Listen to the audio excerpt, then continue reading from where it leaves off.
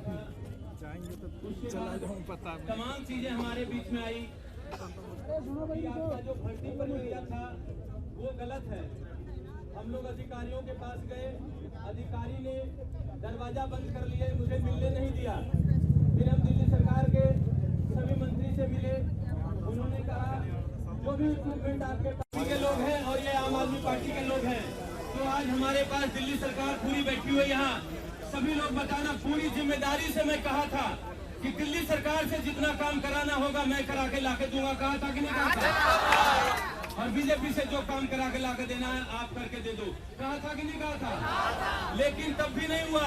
फिर हम बीजेपी के पास जाना शुरू किए, उनके पास गए, उन्होंने एक बड़ा मंच दिया मुझे। उस मंच पे चढ़ के हमने उनसे कहा कि इस पेट की लड़ाई में आप राजनीति मत करिए। ये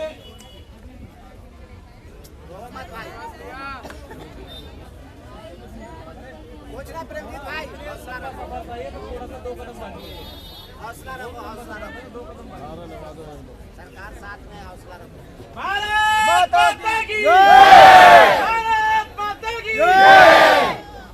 भैया, बहनें माताएं आती हैं, वो रोती हैं, पूरी तरीके से बिलखती हैं कि मेरे घर में बच्चों को खिलाने के लिए दूध नहीं है। क्या जवाब दूं मैं उसको, क्या कहूं उसको? कई लोगों को हमने चंदा कर करके 20 रुपया 10 रुपया इकट्ठा करके उसके घर का राशन चलाया है। ये परिस्थिति है कर दिया सिविल डिफेंस को ये राजनीति के दलालों ने। अब आज जितेंद्र गुप्ता जी ने कहा कि हम आपके पास आ रहे हैं। मुकेश जी से बात हुई, उन्होंने कहा हम आपके पास आ रहे हैं। जब मेरी बात हुई तो वो कहे कि मैं सतवरी में हूँ, कोई इमरजेंसी मीटिंग है उसके बाद आऊंगा। थोड़ी देर के बाद दिल्ली सरकार ने प्रेस कॉन्फ्रेंस करती है, उसके जवाब में वो तुरंत लिखते हैं, जवाब देते हैं। और अभी भैया ने बताया था वो घर में बैठे थे, और आप लोग सभी यूट्यूब खोल के देखिए, वो घर में बैठे थे। तो इतनी गंदी राजनीति चलेगी क्या? के खिलाफ इतनी गंदी राजनीति चलेगी क्या? चाहे वो दिल्ली सरकार हो, चाहे वो बीजेपी हो, चाहे सरकार किसी का हो, अगर पेट के खिलाफ राजनीति करेगी तो उसको भुगतना पड़ेगा कि नहीं पड़ेगा? ये जो पाप लगेगा ना, जो रो रहे हैं ना इतने लोग, ये मैं नहीं रो रहा हूँ, वो लोग रो रहे हैं जो मेरे पास आते हैं और रोते रो के बोलते हैं मेरे बच्चे कल क्या खाएंगे, आप बताइए। क्या बताऊं, क्या जवाब दूं उसको?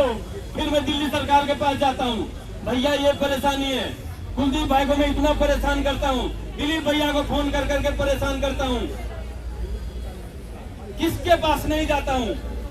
मंत्री जी ने कहा चाहे कुछ भी हो जाए तुम्हारे रोजगार के लिए मैं चल रहा हूं तुम्हारे साथ, देखता हूं रोजगार कौन नहीं देता है।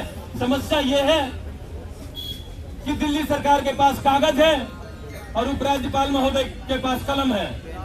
अब जब तक दोनों का समन्वय मिलेगा नहीं, तब तक दिल्ली सरकार के कागज पे कलम चलेगा कैसे?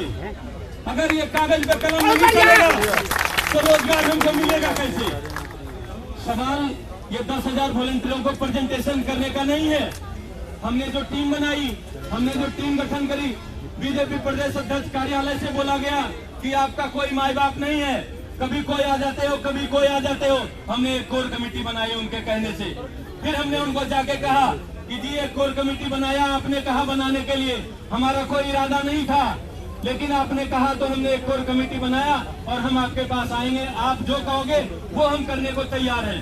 फिर हमने उनके मंच पे कहा कि अगर भारतीय जनता पार्टी हमें रोजगार देती है और कहती है तुम सबके सब बीजेपी में ज्वाइन हो जाओ, तो एक मंच लगा लेना, 10,792 आपको ज्वाइन कर लेगी, बीजेपी ज्वाइन कर लेगी, आप इसको रोजगार दे दो। कहा था कि नहीं कहा था? लेकिन जितेंद्र गुप्ता जी के पास हमारा वीडियो गया था, उन्होंने मुझे पर्सनल फोन किया रात को 9 बजे और कह रहे हैं आप हमसे मिलिए।